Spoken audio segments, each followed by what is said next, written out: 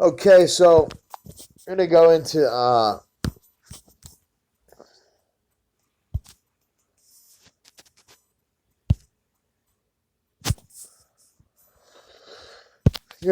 this Aquarian gospel some more.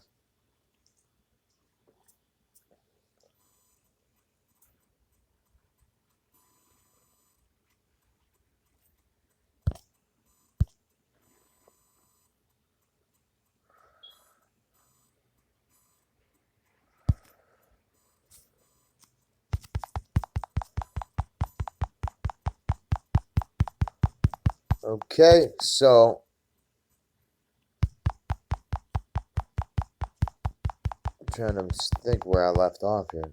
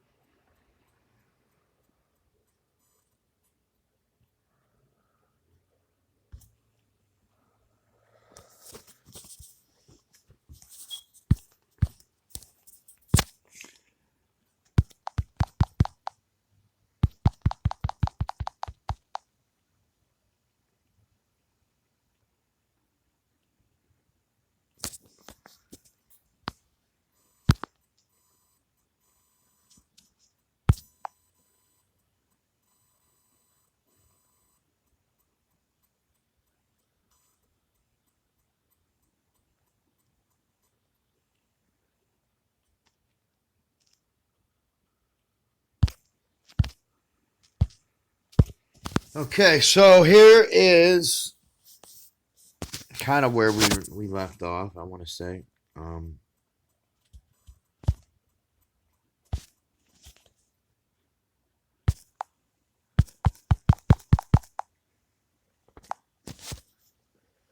we'll see.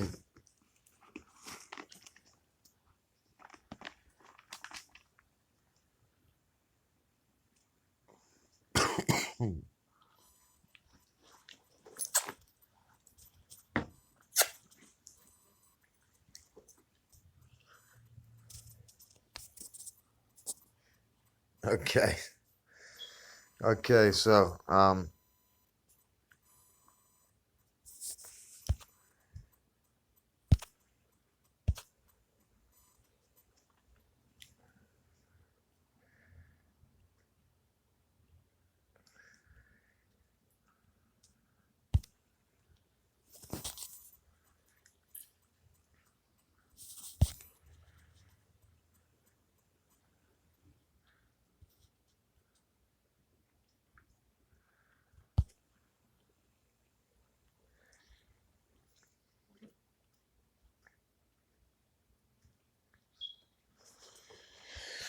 okay, so I didn't see this, but it says Gimel there for whatever reason.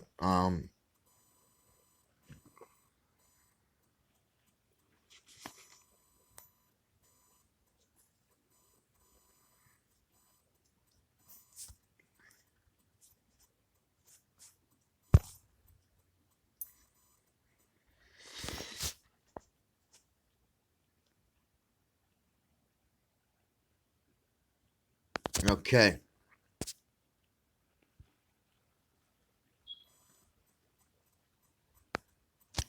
So yeah, they were. This has parallels to the way the Dead Sea Scrolls are set up. The two selves, the two paths, the two spirits. Okay, the unity of life. The two selves, the devil, love, and the savior of men. The David of light, the Goliath of the dark. So the ultimate child of the light or the ultimate giant of the dark.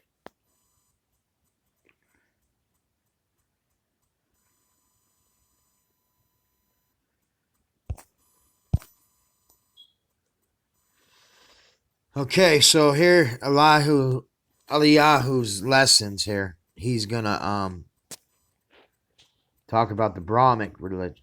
Okay, so it's gonna get into different religions and beliefs and how the universal God, okay, is one. Okay, so before the worlds were formed, all things were one. Just spirit, universal breath. And spirit breathed, and that which was not manifest became the fire and thought of heaven. The Father God and Mother God. Okay, so the fire and thought of heaven. So when the fire and thought of heaven were in union, breathed, their Son, their only Son, was born. This Son is love, whom men have called the Christ. Men called a thought of heaven the holy breath. When the triune God breathed forth, 7 spirits stood before the throne. These are the Elohim, okay, the creative spirits of the universe. These are also the same spirits that Thoth was talking about. He referred to them as numbers, okay. So, let us make man in their image. Man was made. So in the early ages of the world, the dwellers in the far east, okay, Tao is the name of the universal breath, and in the ancient books we read, no manifesting form has Tao the great, yet he made and keeps the heavens and the earth. No passion has our Tao great, yet he causes sun and moon and all the stars to rise and set. No name has Tao great, yet he makes all things to grow and brings in season both the seed time and the harvest time. And Tao Great was one. The one became the two became the three, and the three evolved the 7, which filled the universe with manifest. Tao Great gives unto all the evil and the good, the rain, the dew, the sunshine, the flowers. From his rich storehouses he feeds them all. The same old book we read of man, he is a spirit knit to Tao Great, okay? A soul which lives within the 7 breaths of the Tao Great. A body of desires that springs up from the soil of flesh. Now, spirit loves the pure, the good, the true. The body desires the selfish self. The soul becomes the battleground between the two, and blessed is the man whose spirit is triumphant, and whose lower self is purified, and whose soul is cleansed, becoming fit to the council chamber of the manifest of Tao Great. Blessed clothed the lesson of Salome. Okay, so Eliyahu teaches lessons about the Brahmanism, okay? Eliyahu taught, he said, in ancient times the people in the east were worshippers of God, one whom they called Brahm, okay? Their laws were just, they lived in peace, they saw the light within, they walked in wisdom's ways. But priests with carnal sins and or aims arose who changed the laws to suit the carnal mind. Bound heavy burdens on the poor, scorned the rules of the right, and so the Brahms became corrupt. But in the darkness of the age, a great few masters stood unmoved. They loved the name of Brahm. They were beacons of light before the world. They preserved inviolate their wisdom of their holy Brahm. So you're going to see this is an interreligious commentary type of book. So you may read this wisdom in their sacred books. And in Chaldea, Brahm was known. A pious Brahm named Terah lived in Ur. His son was so devoted to the Brahmic faith that he was called Abram, and he was set apart to the father of the Hebrew race. Now, Terah took his wife and his sons and all his flocks and his herds to Haran in the west. Okay, here Terah died, and we know that Haran is where they worshipped, the moon god Sin. Okay, it sounds similar to Shin. It sounds similar to Sinai, kind of, too. Okay, so Abram took flocks and herds with his kindred, journeyed further west. When he reached the oaks of Morah, in the land of Canaan, he pitched his tents and there abode. A famine swept the land, and Abram took his kindred and his flocks and his herds, came to Egypt, and in these fertile plains of Zoan pitched his tent and here abode. And men still marked the place where Abram lived across the plain. And you ask why Abram came to Egypt's land? This is the cradle land of the initiate. The secret things belong to Egypt. And this is why the masters come. So and so on, Abram taught his science of the stars. And in that the sacred temple over there, he was learned of the wisdom of the wise. Okay, and when his lessons were all learned, he took his kindred, his flocks, his herds, and journeyed back to Canaan. In the plains of Mamre, pitched his tent, and there he lived, and therefore he died. And records of his life and the works of his sons and of the tribes of Israel are well preserved in the Jewish sacred books. In Persia, Brahm was known and feared. Men saw him as the one, the cause of all that was, and he was sacred unto them as Tao to the dwellers of the further east. So it's really interesting to me that the further east you go, the spirituality is different. And, it's weird how things follow the direction of the wind, So, the people, well, not necessarily the direction of the wind, but the four cardinal points, But it's weird how things, way east, okay? They do things from right to left, and they do things the opposite way of what we do things as in the West. Okay, so the people lived in peace and justice ruled. Okay, so as in other lands in Persia priests arose imbued with the self and self desires, who outraged force, intelligence, and love. Religion grew corrupt. Birds and beasts and creeping things were set apart as gods. In the course of time, a lofty soul, whom men called Zarathustra, came in the flesh. Some people thought that this was Noah. Okay, this was a man who was very knowledgeable about the fire, the eternal fire. Okay.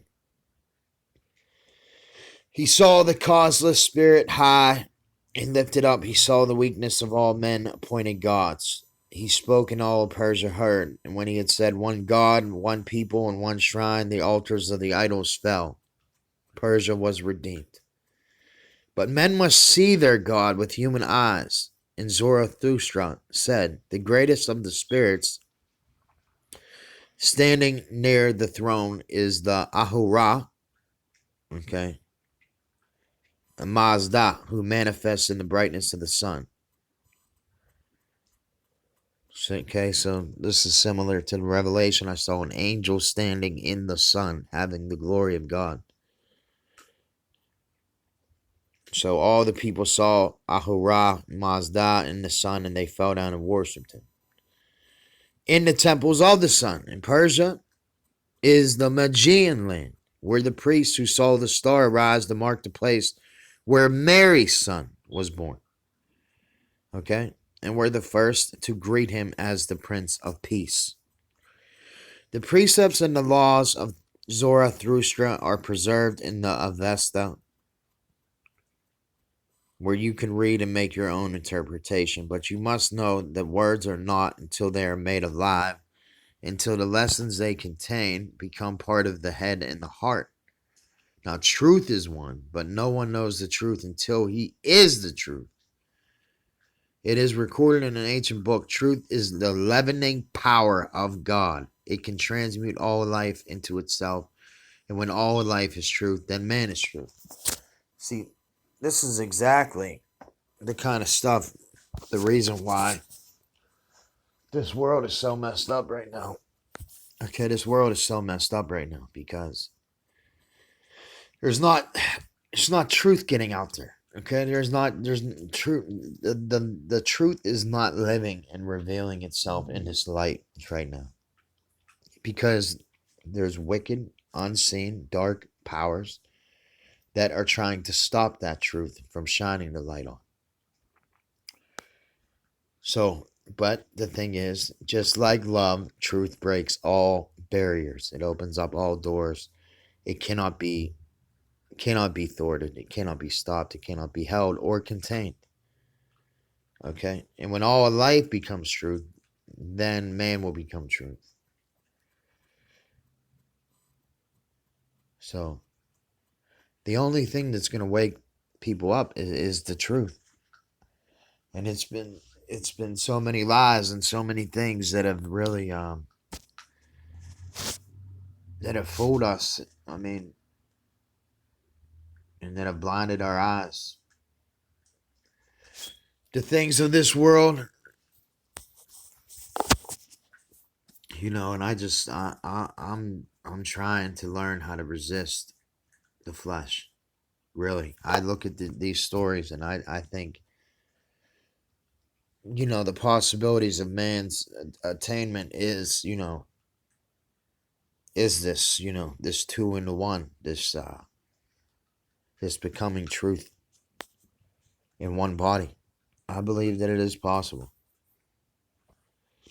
Okay, so Eliyahu's lessons, and I'm saying Eliyahu. I don't know how to pronounce this guy's name. Elihu, Eli. I just know Eliyahu is another word of Elijah. It's spelled similar to it.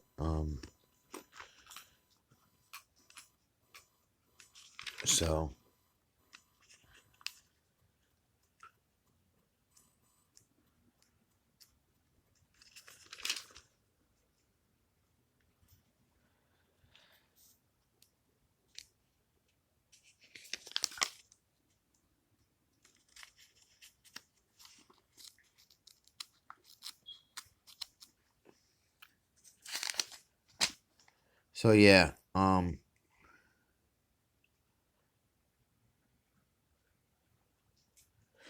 It's just a name. It's also the name of Samuel's great grandfather.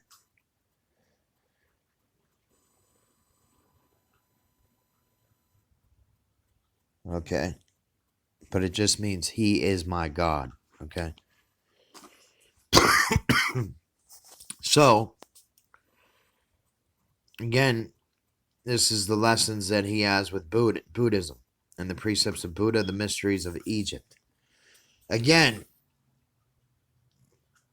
Eliyahu taught, and he said, the Indian priest became corrupt, Brahm was forgotten in the streets, the rights of men trampled in the dust, and a mighty master came, a Buddha of enlightenment, who turned away from the wealth and from the honors of the world, and found the silence in the quiet groves and in caves, and he was blessed. He preached the gospel of a higher life, taught man how to honor man. He had no doctrine of the gods to teach. He just knew man. And so his creed was justice, love, and righteousness.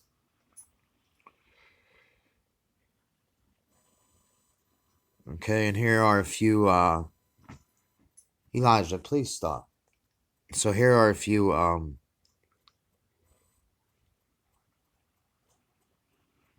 sayings of Buddha. Okay, he preached the gospel of higher life, taught man how to honor man. He had no doctrine of the gods, he just knew man. Hate is a cruel word. If men hate you, regard it not. You can turn from the hate of men to love and mercy and goodwill, and mercy is as large as all the heavens. There is good enough for all. With good destroy the bad. With generous deeds make avarice ashamed.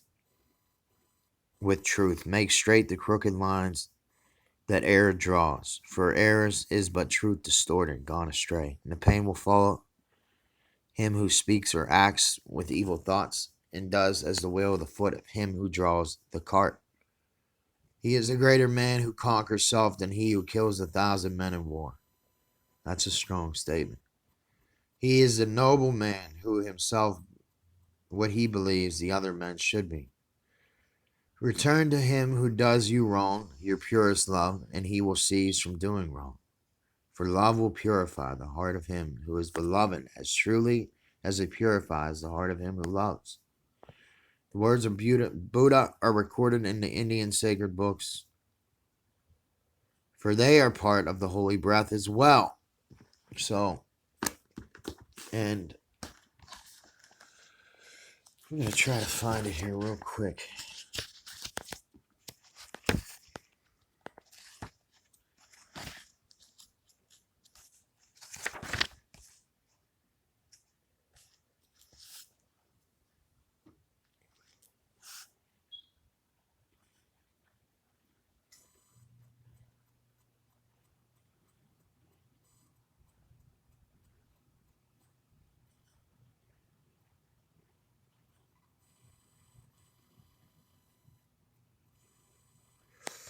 Okay, so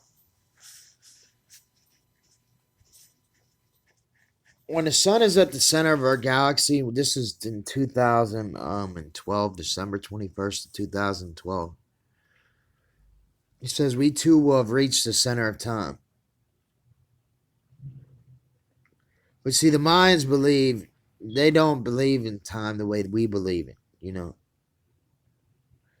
See, things don't really hinge on a certain date. Okay? So they believe that, you know, the weave of the universe is also like the dream world. So it's kind of like spaceless. Okay, it's endless, spiraling movement. Okay, which starts in the center and returns to it. This is like,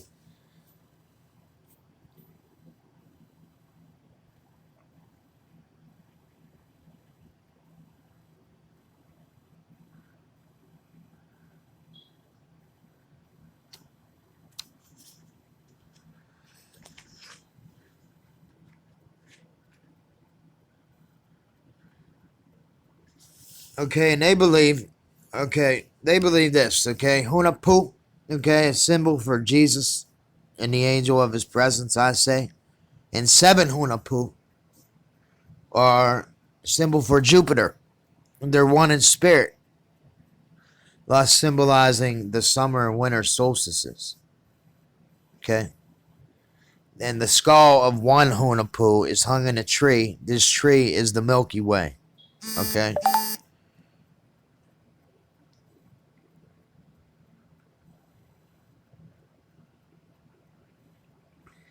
So the twins are masters of the ball game. They are masters of it. They know it. And the Mayans, they call the Pleiades, you know, the seven stars that God holds in his right hand. They call the Pleiades Muchu Chu Yumil. You me. Okay? Mu Chu Chu me. I could be saying that wrong.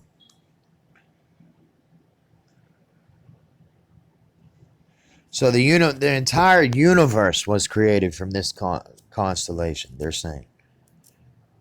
So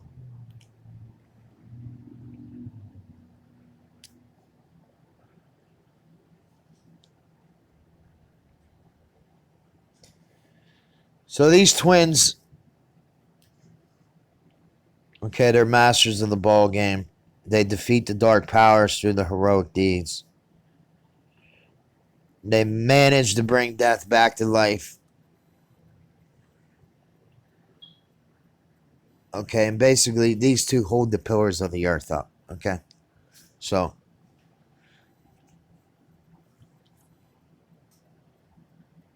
where everything old ends, they call this place Shabalba. Okay. So real quick about the Mayas, aside from this book that I'm getting off track with. Okay, like the holy breath. Okay, the Mayans have a holy tree. So the sun returns to the position where where the orbits of the sun, the Earth, and the planets cross the Milky Way. So to this point where they cross the planet of the crossing, the crossroads, they call it the holy tree. Okay.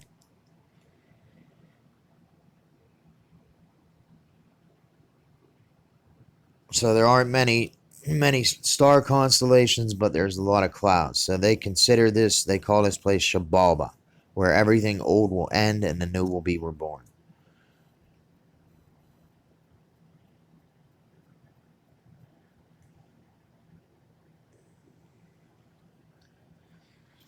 Okay, so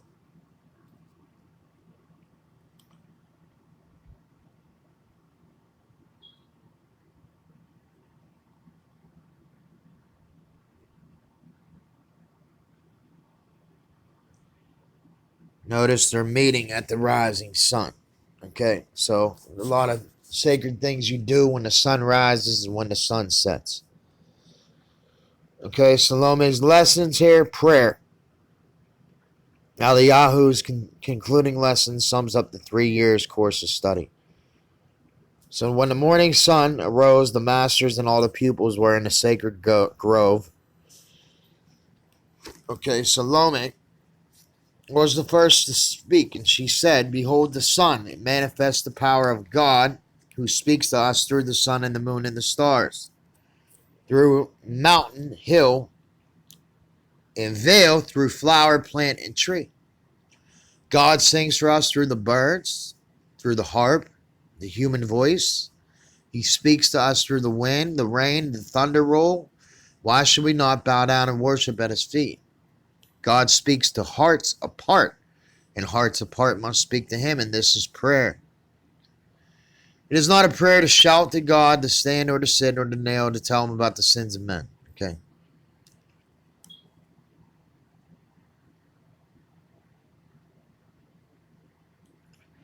So this is very important.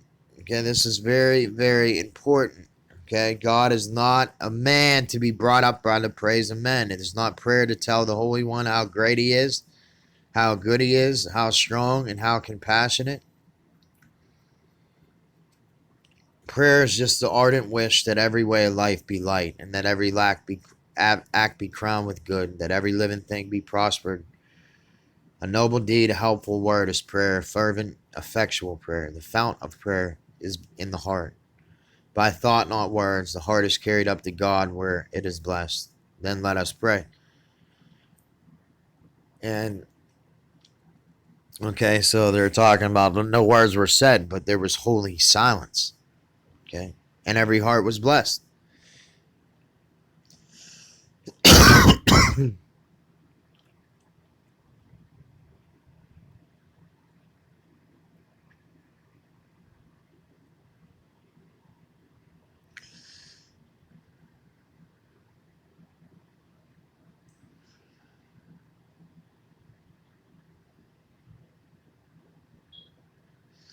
Okay, so he's telling them about their journey, the two mothers, the two women. Um,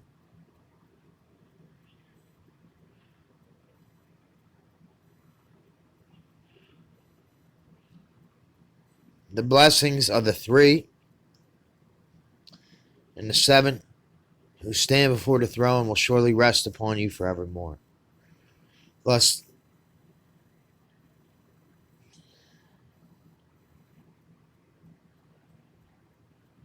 So notice they're recording everything. Like that's another thing. Notice they are recording everything.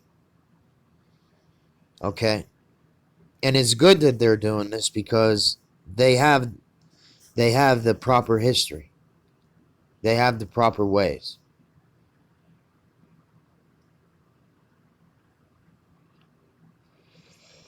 See, now when Mary, Joseph, and Elizabeth with Jesus and John, his harbinger. See, they just called John harbinger.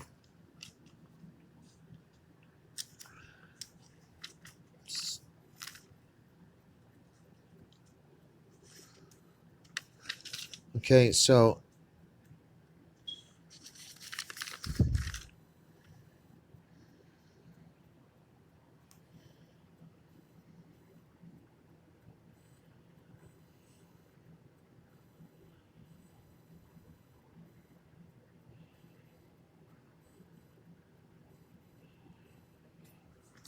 okay. So they went not by Jerusalem. So this is actually telling the story I don't know if these women were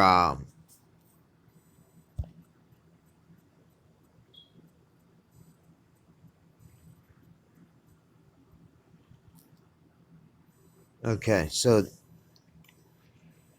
this is the time that obviously they go down to Egypt and learn. So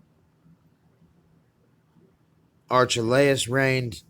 They journeyed from the Bitter Sea. Now this is funny because the Bitter Sea is really interesting to me. Because the Bitter Sea, I believe that the Bitter Sea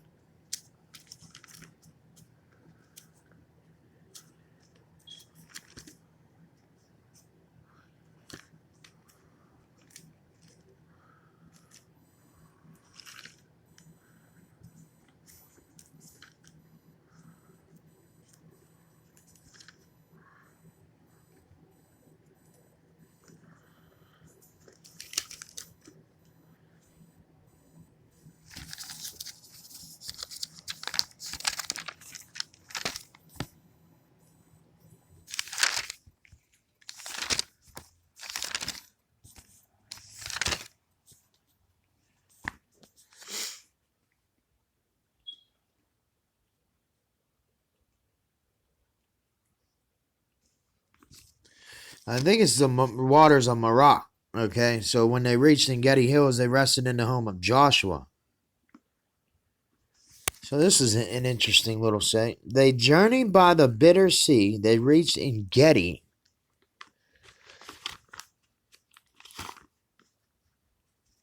Okay, Engedi.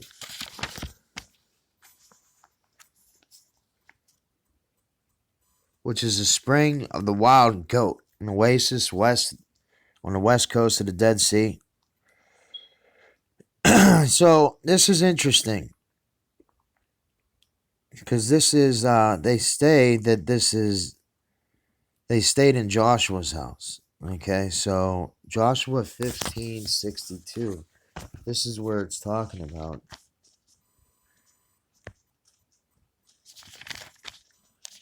Let me see here. Joshua 15:62.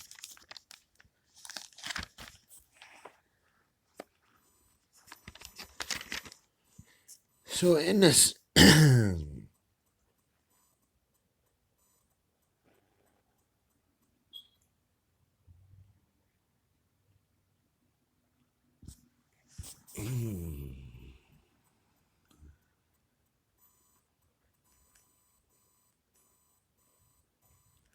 okay, so all it really is, it's just naming. Really, it is the city of Salt and Engedi, 6 cities with their villages.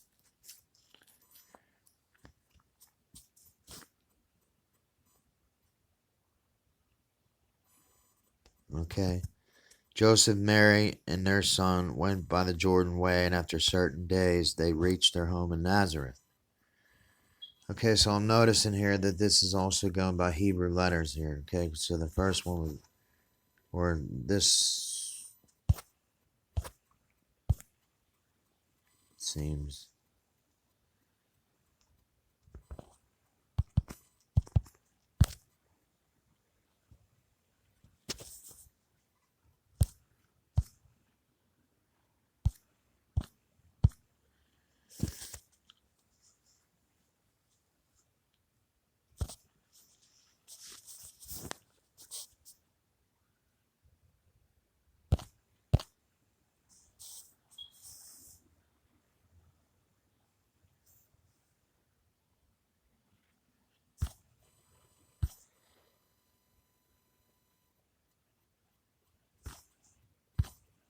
Okay, so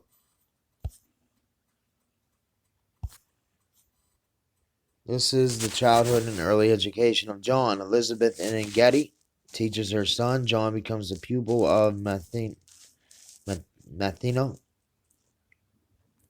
Mataneo, who reveals himself the meaning of sin and the law of forgiveness. So Elizabeth was blessed.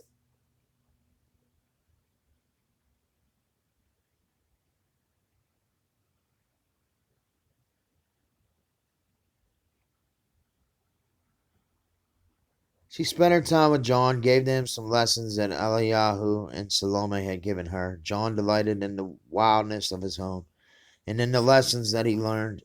Now in the hills were many caves. The cave of David, which was near which the hermit of Engedi lived.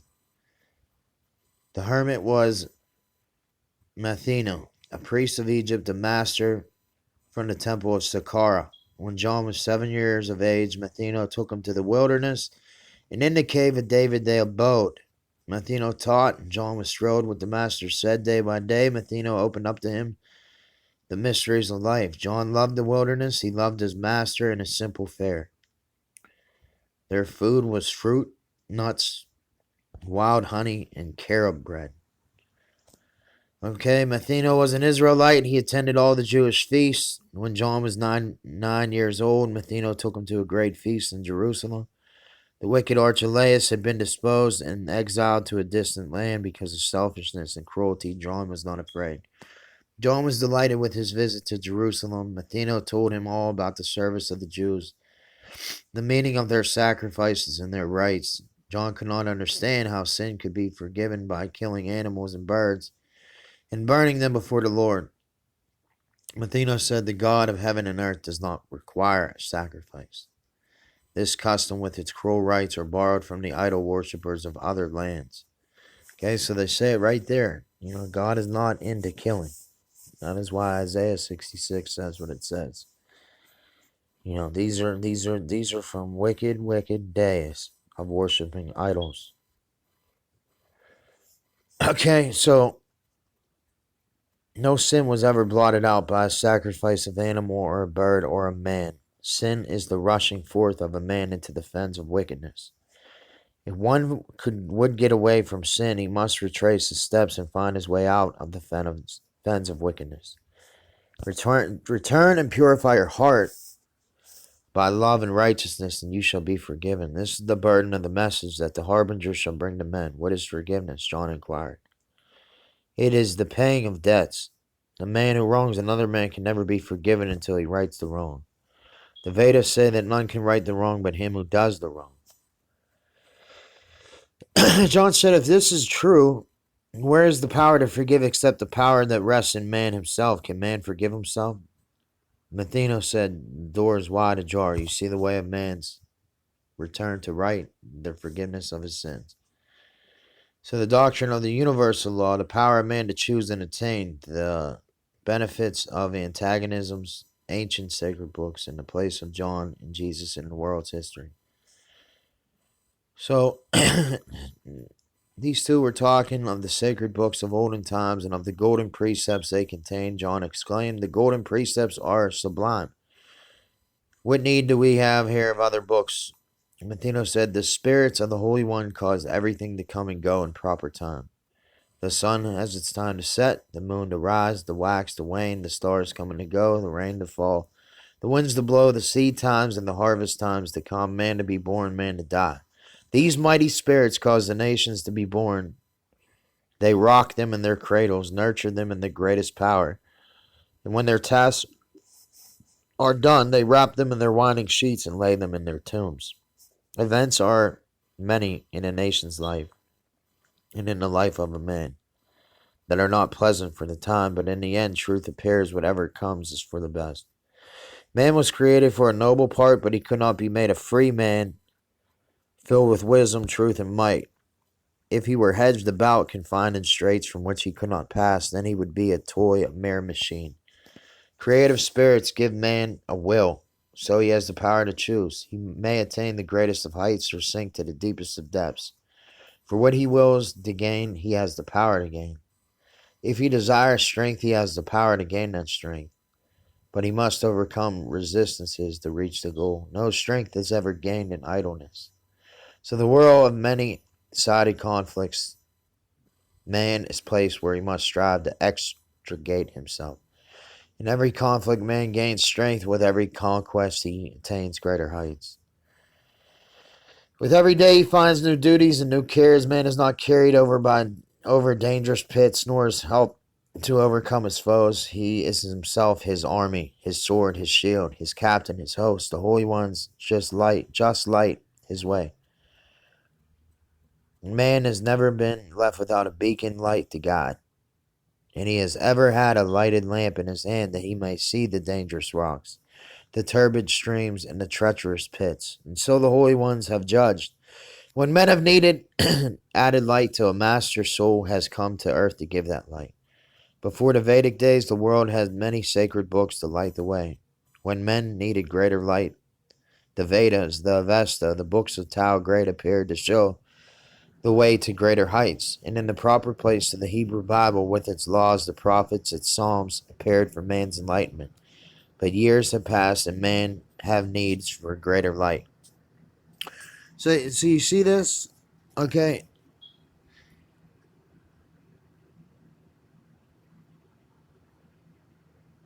This person is talking about books appearing. Okay. Books just appearing, popping up out of nowhere. And this reminds me of the Dead Sea Scrolls.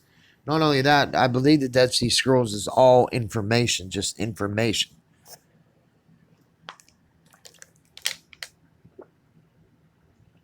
Just a recording for that age, that time period, that whatever, you know. So,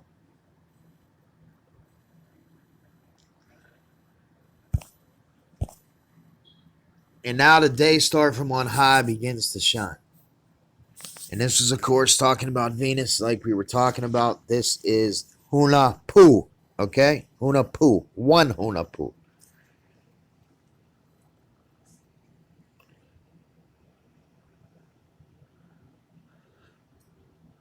So not only is the prophet Quetzalcoatl, Kukulkan, okay, they are connected with Venus, they're also connected to the Pleiades.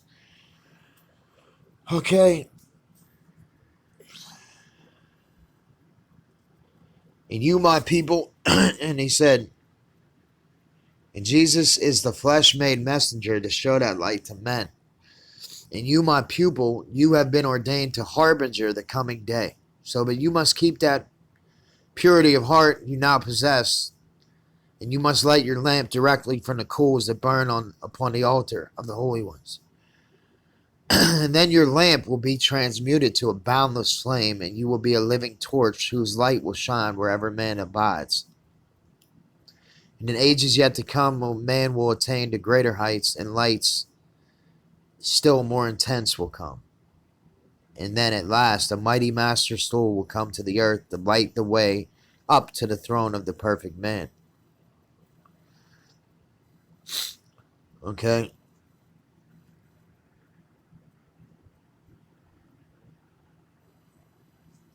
So, death and burial, Elizabeth, Matheno's lessons, the ministry of death, the mission of John. So, the institution of the rite of baptism. So when John was 12 years old, his mother died. His neighbors laid her body in a tomb among her kindred in the Hebron burying ground near to Zacharias' tomb. John was deeply grieved. He wept. Matheno said, "It is not well to weep because of death. Death is no enemy of man. It is a friend."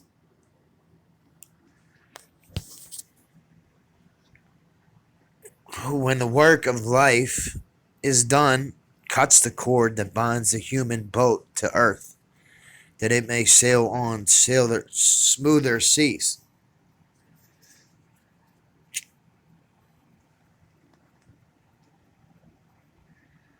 No language can describe a mother's worth.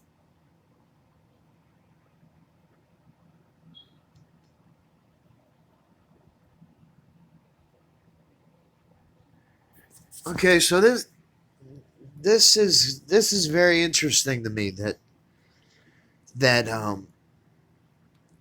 he's saying this, because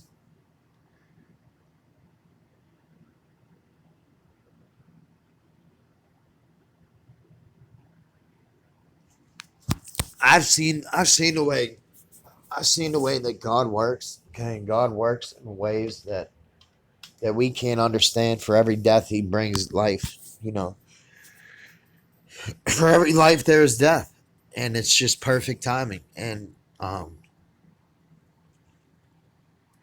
it happened a certain way with that I can remember.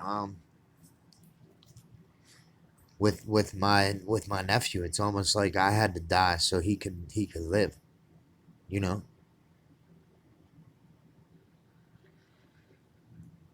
So it's very strange, and but death is not. It's not scary. Um,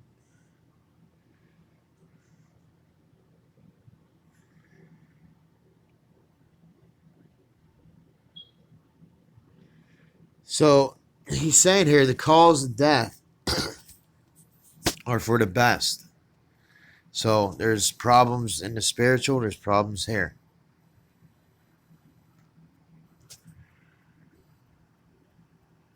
So right now, it's John's job to live and to understand his mission here on this earth. It is but selfishness that makes one wish to call again to earth departed souls. Now you see that? Now you see that? That is perfectly describing what Saul did with Samuel, okay? And the witch at Endor, okay? Atheno says, let your mother rest in peace. Just let her noble life be strength and inspiration onto you. A crisis in your life has come, and you must have a clear conception of the work that you are called to do. The sages of the ages call you harbinger. The prophets look onto you and say, he is Elijah to come. Your mission here is that of a harbinger, for you will go before the Messiah's face to pave his way, to make the people ready to receive their king. Their readiness is a purity of heart. None but the pure in heart can recognize the king. You see?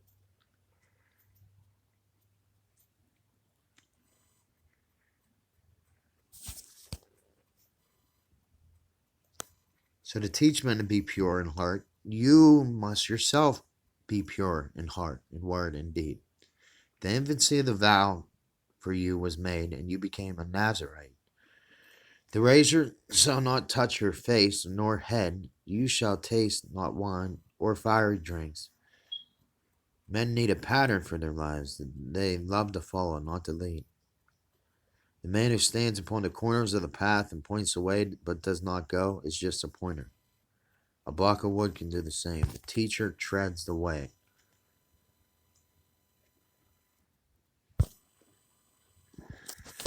So it's hard being a teacher. You wanna be a teacher, you'll be judged more strictly. So the home of Joseph. Mary teaches her son. Jesus' grandparents give a feast in his honor. So you also see this a lot too. Where like in Egypt they'll have a parental guider. Like a parental guidance figure of some sort. Okay, so the home of Joseph. Mary teaches her son. Jesus' grandparents give a feast in his honor. Jesus has a dream. His grandmother's interpretation. His birthday gift. The home of Joseph was on Meon Way in Nazareth. Here, Mary taught her son the lessons of Eliyahu and Salome. And Jesus greatly loved the Vedic hymns and the Avesta. But more than all,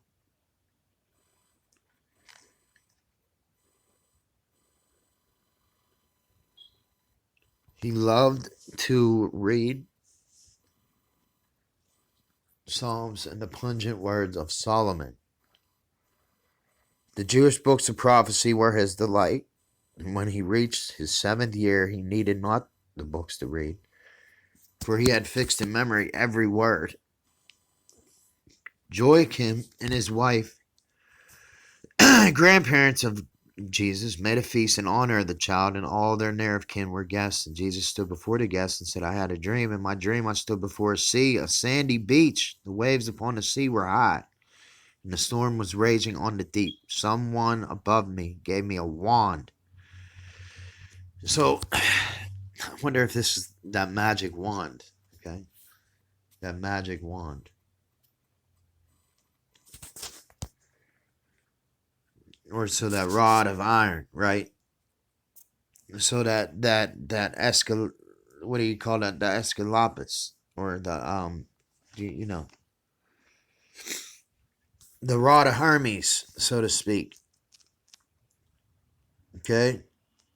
I took the wand, touched the sand, and every grain of sand became a living thing, and the beach was all a mass of beauty and of song. I touched the waters at my feet. They were changed to trees and flowers and singing birds, and everything was praising God. And one spoke, and I did not see the one who spoke, but I heard the voice and says, "There is no death, grandmother. There is no death."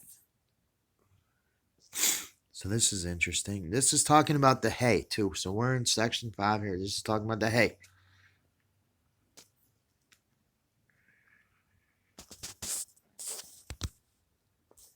So the hay, we know that what the hay means. The hay means to reveal something. Hey, behold, here's a revealing. Here's a revelation.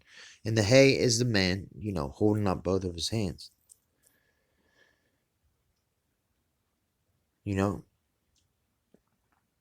So he took the wand, touched the sandy beach, and every grain of sand became a living thing. Okay? The beach was all a mass of beauty and of song. So this is a new song. So Grandmother Anna loved the child. She laid her hand upon Jesus' head and said, "I saw you stand beside the sea." Okay? So we know that Revelation 13 talks about, hey, I saw a beast rise up from the sea. Okay? Having 7 heads and 10 horns, and upon his horns 10 crowns, and upon his heads the name of blasphemy.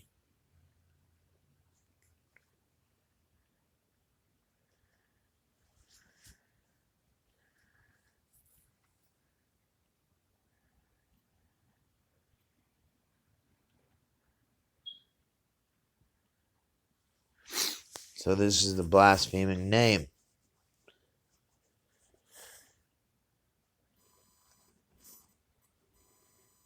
So the sea of life, and she said she knows the meaning of this dream. So this is the exact opposite of Revelation 13. But see, this is like almost like Revelation 14, okay? Because when the beast rises up out of the sea, all of a sudden the Lamb stands upon Mount Zion, right? So when this beast stands in front, comes up from the sea, all of a sudden here is a lamb, okay, standing upon a mount. See, they come up, they come down, we go up. That's how it kind of goes. Where they come up, we go up, we go higher, So the sea of life rolls high, the storms are great, the multitude of men are idle, listless, waiting, like dead sand upon the beach. Okay, so men are just waiting to follow. Your wand is the truth. This wand is the rod of truth. The iron rod with the things that you touch, the multitudes, every man becomes a messenger of holy light and life. You touch the waves upon the seas of life, their turmoil seas. The very winds become a song of praise. There is no death because the wand of truth can change the driest bones to living things, okay? Can bring the loveliest flowers from stagnant ponds to turn the most discordant notes to harmony and praise. So that's a heavy, heavy set of statements right there. Joachim said, "My son, today you passed the 7th milestone of your way of life, for you are 7 years of age. And we will give to you as a remembrance of this day whatever you desire. Choose that which will afford you most delight." Jesus said, "I do not want a gift, for I am satisfied.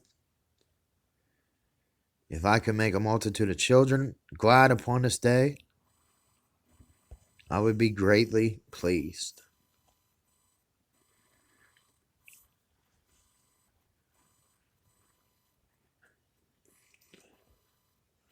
So there were many hungry boys and girls in Nazareth that would be pleased to eat with us at this feast and share with us the pleasures of this day. The richest gift that you can give to me is your permission to go out And find these needy ones to bring them here that they may feast with us. Okay? So this is exactly what God's talking about also in, the man, the wedding man coming for his wedding. And, the wedding guests aren't ready. They all have something to do.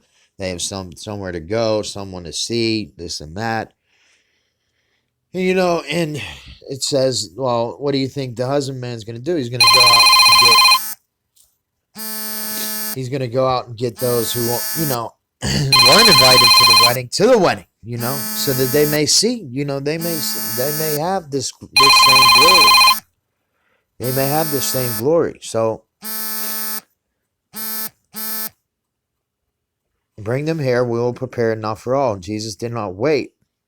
He ran. He entered every dingy hut and cabin of the town. He did not waste his words. He told his mission everywhere. And in a little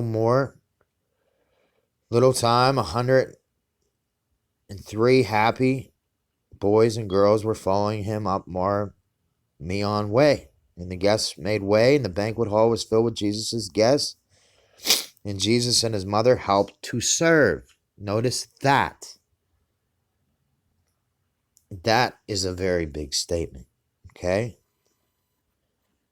Notice Jesus and his mother helped to serve. They didn't just sit there. No, they helped to serve. You don't just sit at the table. You serve at the table. So, and there was food enough for all, and all were glad. So the birthday gift of Jesus was a crown of righteousness. This is James. Stand firm, so when you test and approve, when you stand the trial and the test, you will receive a crown of righteousness, which is promised unto all those that love God.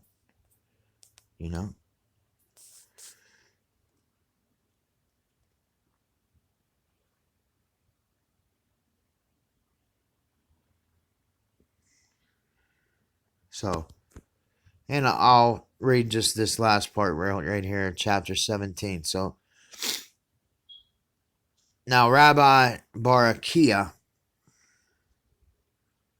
of the synagogue of Nazareth was aide to Mary in the teaching of her son. One morning after the service in the synagogue, the rabbi said to Jesus, as he sat in silent thought, which of the greatest is the 10 Commandments? Jesus said, I do not see a greatest of the 10 Commandments. I see a golden cord that runs through all the 10 Commandments and binds them fast to one. Okay, this cord is love, and it belongs to every word of all the 10 Commandments. If one is full of love, he can do nothing else than worship God, for God is love. If one is full of love, he cannot kill, he cannot falsely testify, he cannot covet, he can do naught but honor God and man. If one is full of love, he does not need the commands of any kind. Now, you notice what he said. He said this here, okay? So you notice what he said this here. Okay, so listen to this really, really quick. Okay, this is a golden cord. This golden cord is the thing that binds and is wrapped and that is knitted within our hearts. Okay, so, and connected to God. It goes up to God. It is that rod. So he said, your words are seasoned with the salt of wisdom and is from above. Who is the teacher that has opened up this truth to you? You notice Jesus, he had he says, no teacher opened this up to me. The truth was never shut. It's always opened up. For truth is one and it is everywhere. And if we open up the windows of our minds, okay, remember, because we're in hay, this is the hay part of the section. This is the revealing. This is the opening up. Hey, there's an open window. Okay, so don't think that he said this by accident. So if we were to open up the windows of our minds and truth enters in, make herself at home, and this truth is Lady Wisdom, okay? She can find her way through any crevice, any window, any open door. The rabbi said, what hand is strong enough to open up the windows and the doors of a mind so truth can enter in? It seems to me that love, the golden cord that binds the 10 Commandments, is one is strong enough to open any door. Okay? The truth can enter in and cause the heart to understand. So now in the evening, Jesus and his mother sat alone. And Jesus said, the rabbi seems to think that God is partial in his treatment with the sons of men. Here's another big statement here. In that the Jews are favored and are blessed above all men. I do not see how God can have his favorites and be just. Are not Samaritans and Greeks and Romans just as much the children of the Holy One as are the Jews? A lot of people don't think about that. So I think the Jews have built a wall about themselves and they see nothing on the other side of it. They do not know that flowers are blooming over on the other side. Sowing times and reaping times belong to anybody but the Jews. It surely would be well if they could break these barriers down, that Jews might see that God has other children that are just as greatly blessed. I want to go from Jewry land to meet my kin in other countries of my fatherland.